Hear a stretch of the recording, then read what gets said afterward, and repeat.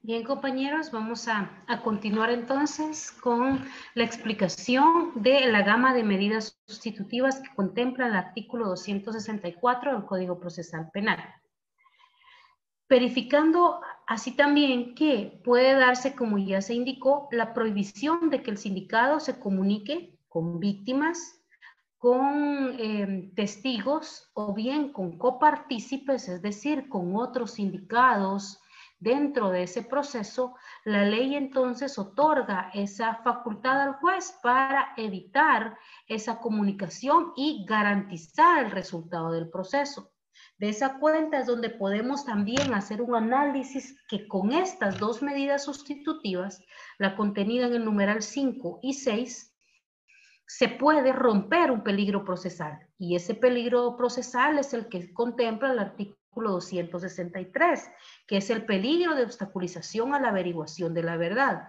Toda vez que ese artículo señala que el sindicado puede actuar con copartícipes para que se comporten de manera desleal dentro del proceso o declaren falsamente o de manera reticente. Previendo esas circunstancias y garantizando que no se dé ese peligro procesal, un juez puede entonces prohibir que un sindicado se comunique con los otros copartícipes o coimputados. Así también que se contacte con la víctima para poderle requerir que narre los hechos de manera que no son, coaccionar o presionar a la víctima para que firme renuncia a la acción civil o penal que le corresponde, que retire los cargos, por así indicarlo, dentro del proceso. Entonces el juez puede prever esas condiciones o ese peligro procesal a través de estas medidas sustitutivas. Aunado a ellas y de importancia también es la contenida en la numeral 7, puesto que señala la prestación de una caución económica o caución adecuada al imputado.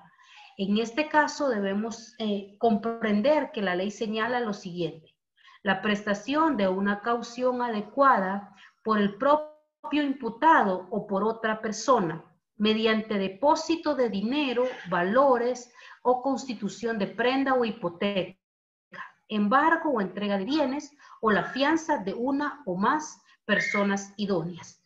De esta cuenta es que la caución económica dentro de la práctica se conoce como fianza, pero es considerada entonces de esa manera, donde puede entregarse cantidades dinerarias para garantizar que el sindicado estará pendiente del proceso.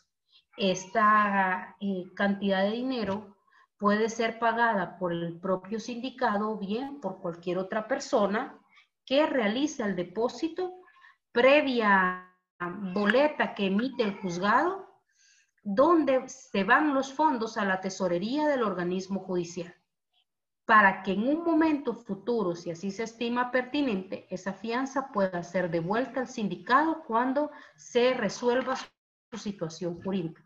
Entonces, para tomar en cuenta, la caución económica es no dejada al juez, no dejada a los oficiales, debe ser depositada a una cuenta de la tesorería del organismo judicial. Debe imprimirse. Les comento que pues la tecnología también ha llegado a los órganos de justicia y con anterioridad eran como boletas que tenían que ser llenadas a máquina de escribir, indicando el tipo de monto a pagar, es decir, por qué razón se pagaba, el número de proceso, el sindicado, el delito, la fecha y la cantidad. Sin embargo, ahora esas boletas se generan en línea a través del sistema de tribunales y esa boleta pues ya es impresa y se va a pagar para que quede un comprobante de que la persona cumplió con la medida sustitutiva impuesta. En este caso, pues la prestación de una caución económica. Asimismo, reitero, estas cauciones económicas se distinguen de las multas. No se debe considerar en ningún caso que la caución económica es una multa, pues la caución económica es medida sustitutiva y la multa es una sanción. Dentro de las sanciones que la ley contempla están o dentro de las penas es pena de prisión y pena de multa, aparte penas accesorias. Entonces, la multa es siempre una sanción, una pena que la persona está cumpliendo por la infracción a una acción delictiva. Mientras que, reitero, la caución económica o fianza es solo una medida sustitutiva, por lo que puede ser reintegrada al sindicato. Mientras que la multa nunca puede ser reintegrada.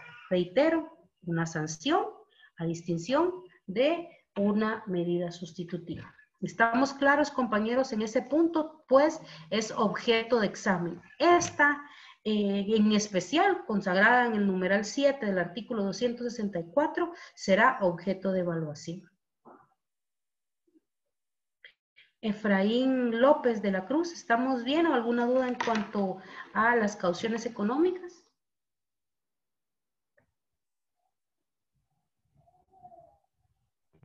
Licenciada, buenas noches. Disculpe, ¿me podría repetir? Es que no, casi no se escucha, ¿verdad?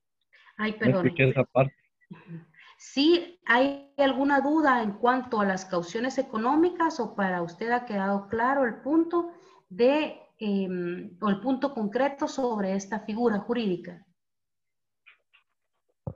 Como le repito, ya que me acabo de conectar, tengo muy débil la señal, se me había caído casi no se escuchaba nada, se cortaba, no le escuché esa parte de, Ah, bueno, muy bien, compañero. Entonces, perdón. es difícil que pueda responderme la interrogante, pero José Hernández, ¿puedes responder?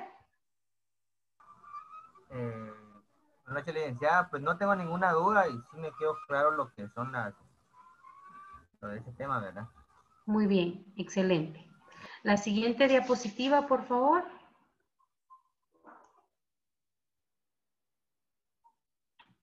Bien. Me interesa rescatar esto, compañeros, como punto medular del artículo 264, pues este es un párrafo que muchos dejan aislado, únicamente verifican las medidas de coerción consideradas como medidas sustitutivas y no entran a ver todas estas consideraciones especiales que se dan en beneficio del sindicato, por lo que voy a explicarlas de manera concreta. El tribunal ordenará las medidas de comunicación necesarias para garantizar el cumplimiento de esas medidas. ¿A qué comunicaciones necesarias se refiere? A lo que ya les mencioné, enviar los oficios a cada autoridad indicando que las personas deberán cumplir con firmar el libro, por ejemplo, enviando los oficios a determinada institución bajo la vigilancia que quedará la persona, haciendo las diligencias para el cumplimiento de la caución económica. Todas esas diligencias o comunicaciones las debe realizar el juez a cargo del proceso. Asimismo, lo que me interesa destacar es que en ningún caso, compañeros, es decir, no se debe utilizar una medida sustitutiva para desnaturalizar su finalidad. ¿Qué quiere decir esto? Que no se van a imponer aquellas que no puedan ser cumplidas por el sindicato, con la intención o con la finalidad de engañarlo al decir, te daré una medida sustitutiva, sin embargo, una que no puedas cumplir para que permanezca en prisión. Por ello, la ley es clara y orienta a los juzgadores que no, en ningún caso, ¿verdad?, deberán utilizar las medidas sustitutivas para desnaturalizar el fin por el que fueron creadas, que es conceder la libertad de una persona. Así también señala que no se impondrán medidas sustitutivas cuyo cumplimiento fuera imposible.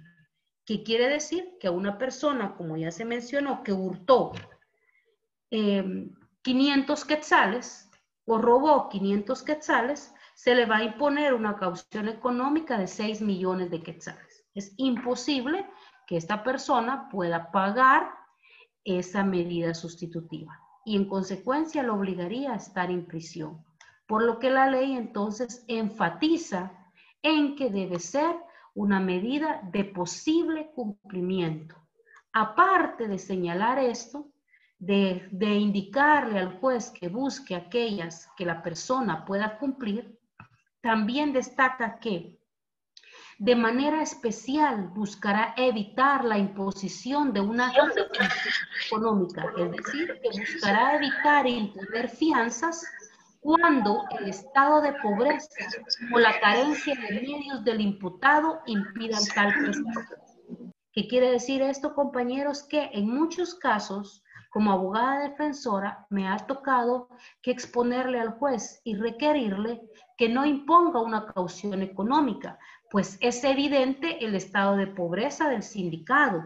He demostrado con medios de prueba que tiene imposibilidad para prestar esa caución económica. Por ejemplo, una constancia de trabajo donde se indique que su salario oscila en el monto mínimo señalado en la ley, por lo que no puede pagar teniendo familia, teniendo que cubrir una renta, pagando cuestiones alimenticias para los hijos, no podrá pagar una caución de 50,000, 20,000, 30,000 quetzales.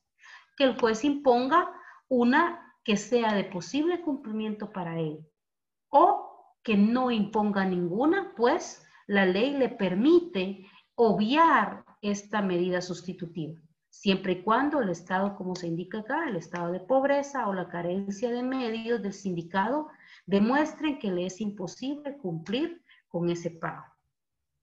Hay varias cuestiones donde se puede rescatar incluso este párrafo y me ha tocado que requerir en algunos casos la revisión de medida de coerción o revisión de la medida sustitutiva. Cuando el sindicado, por ejemplo, tuve 2 meses detenidos a 2 sindicados que el juez les impuso una caución de 2,000 quetzales. Sin embargo, fue imposible para ellos y sus familias poder reunir ese monto de 2,000 quetzales. Por lo que se demostró que no podían cumplirlo, permanecieron, reitero, 2 meses detenidos en lo que se fijó una nueva audiencia. Se expuso al juez el estado de pobreza de ellos que quedó evidenciado y el juez decidió revocar esa medida sustitutiva, es decir, anular la imposición de la fianza y dejar una medida simple como el arresto domiciliario y la obligación de firmar el libro de medidas. Entonces, sí es de importancia analizar este aspecto consagrado en el artículo 264, en el segundo párrafo que nos demarca esas consideraciones de carácter especial que el juez y las partes deben de tomar en cuenta. Asimismo, se señala que en determinados casos también se podrá prescindir de cualquier medida de coerción, es decir, de ninguna. El juez puede dejar a una persona ligada a proceso y no le pondrá medidas de coerción cuando la promesa del imputado bastare para eliminar el peligro de fuga o de obstaculización. ¿Cómo hacemos para garantizar esta cuestión? Se le ha denominado como acta compromisoria, donde el sindicado suscribe un documento donde se compromete a acudir a las audiencias que el juez señale y a responder en su proceso, y no será necesaria la imposición de medidas de coerción. ¿Cómo puedo explicar esto? A través de un ejemplo, tuve un caso de un hecho culposo. Uno de mis clientes que es guatemalteco pero nacionalizado en Estados Unidos, se fue desde muy pequeño y cuenta con toda su documentación legal. Vino de visita y al manejar un vehículo en un hecho de tránsito dio muerte a una persona sin ninguna intención. Sin embargo, todo su asiento de trabajo, toda su familia, sus hijos, toda su vida radica en el extranjero. Esta persona se presenta voluntariamente ante el juez, expongo la situación y acredito todos los extremos que ya mencioné y se le solicita al juzgador que la persona pueda estar siempre ligado a proceso, pero sin ninguna medida sustitutiva. ¿Y por qué razón? Porque no puede estar firmando el libro en el extranjero, ni tampoco puede permanecer con arresto domiciliario acá, tampoco en Estados Unidos, porque no tiene el Estado de Guatemala jurisdicción para ese extremo, tampoco puede someterse a la vigilancia de alguna autoridad fuera del país, por lo que el juez accedió a través de un acta compromisoria que él se presentaría las veces que se estimara necesario. Y de hecho, así lo ha realizado esta persona en 2 oportunidades que se han tenido audiencia. Se programa, solicita permisos laborales, compra un vuelo, se presenta al tribunal y a veces hasta el mismo día ha tenido que viajar y regresar. ¿Puede un juez ordenar estas circunstancias? En definitiva, tomando en consideración lo que acabo de mencionar, que deben de analizarse esos aspectos en cada caso concreto. Bien. La siguiente diapositiva, por favor. O no la compartas aún, por favor. Aparte de ello, compañeros, yo les indiqué que en algunos casos existen limitantes para que se impongan medidas sustitutivas. Es decir, que los jueces, aunque quisieran, no pueden dejar a una persona en libertad, porque existe una prohibición expresa. Es decir, la ley ya señala qué delitos o qué personas sindicadas de tales delitos no podrán gozar del beneficio de medidas sustitutivas. Y para ello yo voy a consultarles a ustedes si conocen bajo qué delitos no se puede otorgar estos beneficios. Yuvini López, ¿puedes indicar algún delito, uno nada más, por los cuales un juez no otorga medida sustitutiva? Por delito de asesinato. Correcto, excelente. Carla Rivas, otro delito por los cuales no hay medida sustitutiva.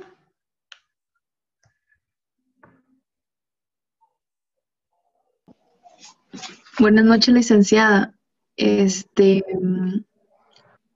Por violación. ¿Solo violación o alguna calificación adicional?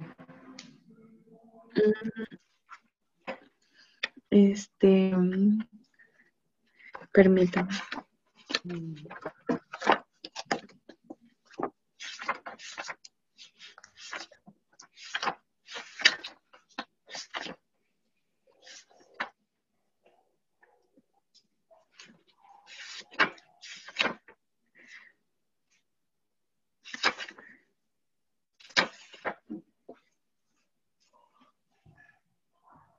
¿Solo violación?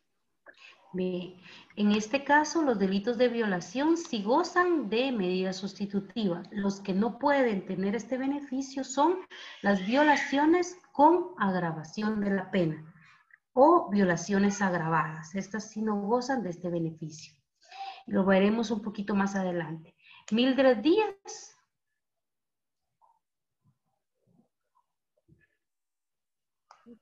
¿Qué otro delito no goza? ¿Qué otro delito no goza de medida sustitutiva? En caso de delitos contra el patrimonio. Esos sí gozan de beneficios. Eso sí. Sí. Vamos a ver. Noé Juárez.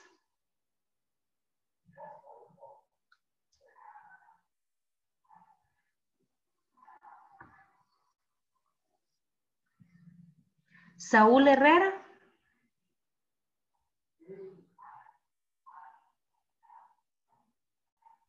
Sí, licenciada, buenas noches. Buenas noches. Yo digo que en un delito de drogas. Excelente, sí. Delitos contra la narcoactividad no gozan de este beneficio. Muy bien, uno más. Fernando Peña. O Marlene Morales. Yorleni Morales, perdón.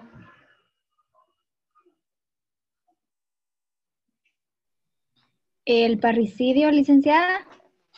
Así es, en definitiva. Muy bien, compañeros, los delitos que tienen una prohibición señalada en la ley son los siguientes. ¿Puedes compartir la diapositiva, por favor? En estos casos, la ley de manera específica señala quiénes no pueden gozar del beneficio y se dará de la siguiente manera. No podrá concederse ninguna de las medidas sustitutivas enumeradas anteriormente en los procesos instruidos contra los siguientes casos. Es decir, ninguna medida, ni arresto domiciliario, ni caución económica, ni firmar el libro, ninguna para las personas que son reincidentes o delincuentes habituales. ¿Cómo podemos decir a una persona reincidente? Cuando ha sido condenada con anterioridad por el mismo hecho.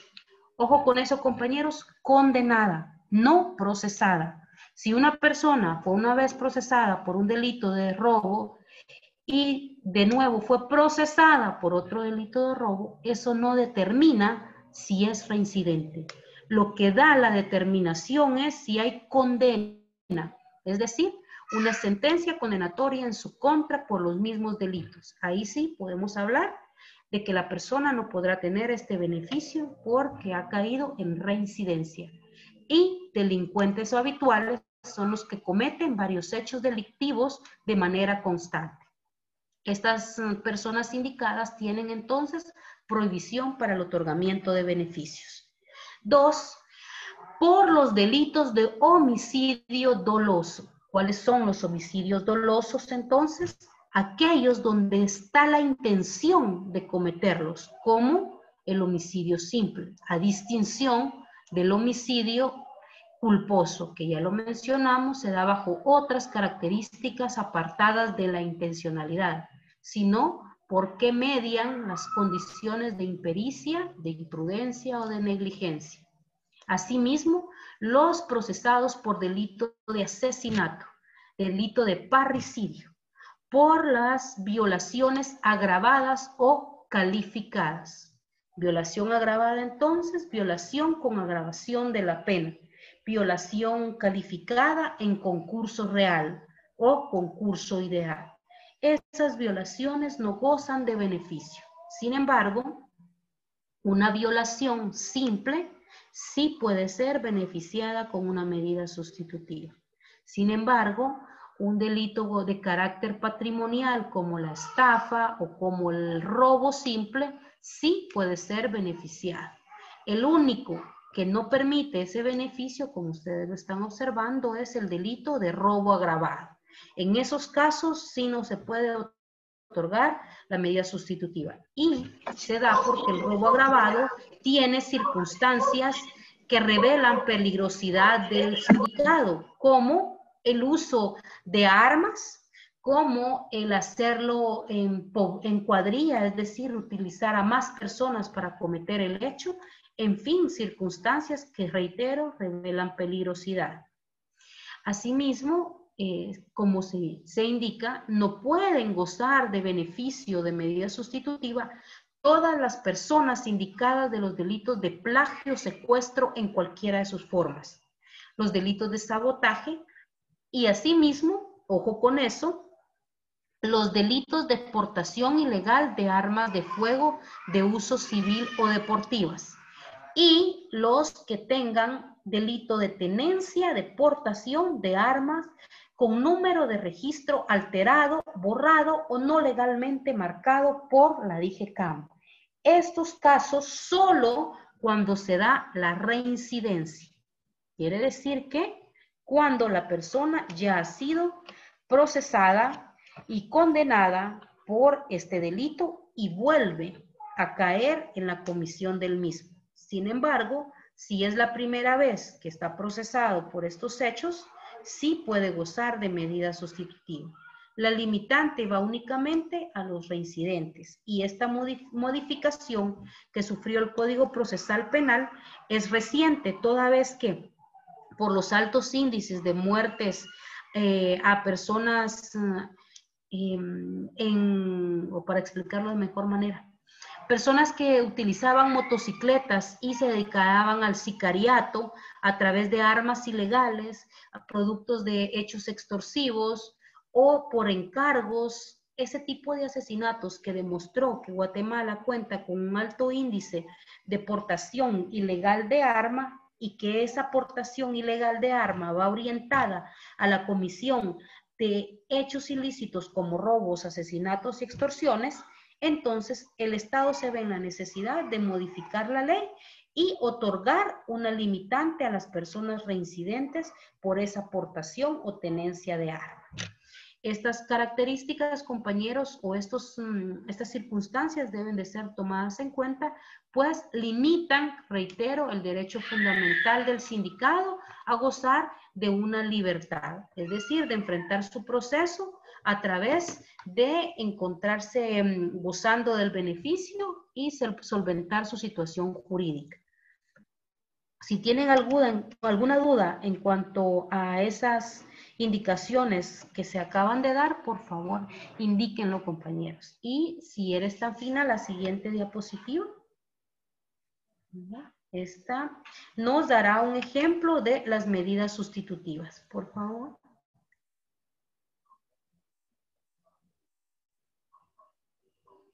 Este es un video, si eres tan amable.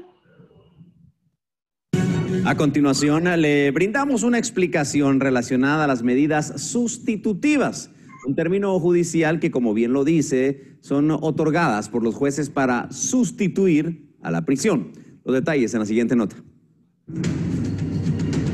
Cuando una persona queda ligada a proceso penal porque existen sospechas de su participación en un delito, el Ministerio Público solicita un plazo de investigación que puede variar entre 1 y 3 meses. Dependiendo de la decisión del juez, el sindicado puede permanecer en prisión preventiva durante el tiempo que dure dicha investigación o, por el contrario, puede llevar su caso estando en libertad, pero con condiciones, lo que comúnmente se denomina en el ámbito judicial como medidas sustitutivas o medidas de coerción, es decir, que sustituyen la prisión preventiva.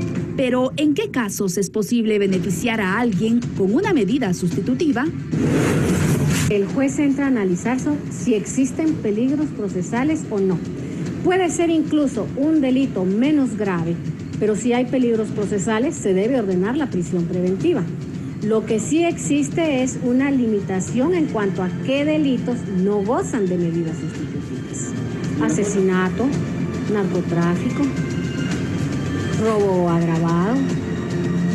Las medidas sustitutivas o de coerción más comunes son arresto domiciliario, cuando la persona permanece en libertad pero no puede movilizarse fuera del departamento de su domicilio. Por ejemplo, si vive en Guatemala, tiene restricción para desplazarse al departamento de Chimaltenango. Arraigo se ordena cuando se pretende evitar que una persona salga del país porque es sujeta a investigación. En algunos casos anula la posibilidad de que el sospechoso se fugue o solicite asilo político en otro país. Caución económica, más conocida como fianza, es una penalización económica impuesta por un juez y depende de su criterio. Esta medida sustitutiva es parecida a una multa por la comisión de un delito. Existen casos en que los abogados solicitan a los jueces una revisión de medida de coerción, en otras palabras, una oportunidad para que sus clientes abandonen la prisión preventiva. Sin embargo, otorgar dicho beneficio debe responder principalmente a 2 aspectos: que no haya peligro de fuga y de obstaculización a la averiguación de la verdad, es decir, que no signifique un riesgo que comprometa la investigación. El peligro de fuga lo establece también el Código Procesal Penal. Que no tenga una residencia fija, que no tenga un trabajo fijo, que no tenga una familia, que no puede abandonar con facilidad el país. El peligro de obstaculización es en cuanto a que tiene las facilidades para influir en las víctimas, en los testigos o en determinados funcionarios para evitar así que vayan, que declaren, que colaboren. Varios procesados en casos de alto impacto han pedido revisiones de la medida de coerción y resulta que se las han otorgado. Tal es el caso de varios implicados en el caso Tiendas Libres de Guatemala. En poco tiempo también lo harán los procesados por el caso La Línea, Lago de Amatitlán y Terminal de Contenedores Quetzal.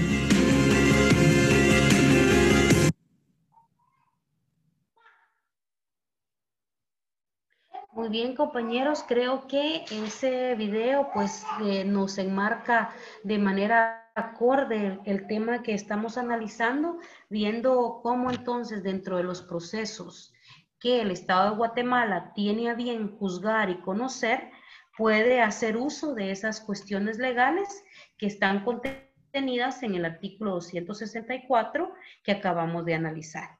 Consulto, estoy claro en el tema toda vez que como teníamos programado, hemos agotado las cuestiones pertinentes a la primera declaración y medidas de coerción que me interesaban analizar para entrar en materia a lo contenido de las leyes penales especiales. Entonces, solicito que ustedes puedan emitir su opinión si he dejado claro estos temas, porque entraríamos a conocer en la próxima clase la ley contra el femicidio y otras formas de violencia contra la mujer, que sería la primera ley especial penal que veremos dentro del curso. Sin embargo, pues sí me satisface haber terminado la explicación en el plazo que habíamos acordado. Quiero escuchar sus opiniones, por favor. No sé si los tengo que indicar o ustedes pueden participar de manera voluntaria y voy a agradecerles.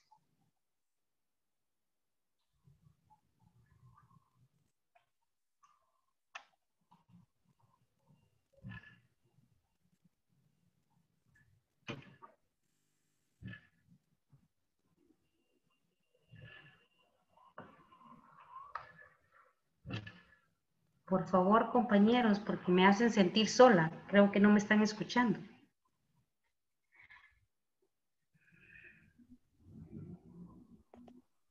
Buenas noches, licenciada. Buenas noches. Creo que sí ha quedado bastante claro y el video que nos presentó de último creo que complementa, en mi opinión, complementa muy bien las clases que nos venía dando con anterioridad. Muchísimas gracias. Excelente. ¿Estamos entonces, compañeros? Perfecto, yo les agradezco mucho la atención, también la participación. Creo que esta mecánica de que podamos impartir la clase nos deja un poquito aislados o con la duda de saber si el estudiante está captando los temas. Sin embargo, créanme que hacemos un esfuerzo para que ustedes puedan tener la herramienta, el material a la mano y poder prepararse para su carrera profesional. Entonces, yo haré lo posible porque el contenido y las diapositivas y los videos puedan, como dijo la compañera, complementar los temas a finalidad de que ustedes tengan claro, con ejemplos y con teoría, los puntos contenidos dentro del programa del curso. Muchísimas gracias, les deseo buena noche, les deseo un buen fin de semana y pues primero Dios nos estamos conectando el día lunes.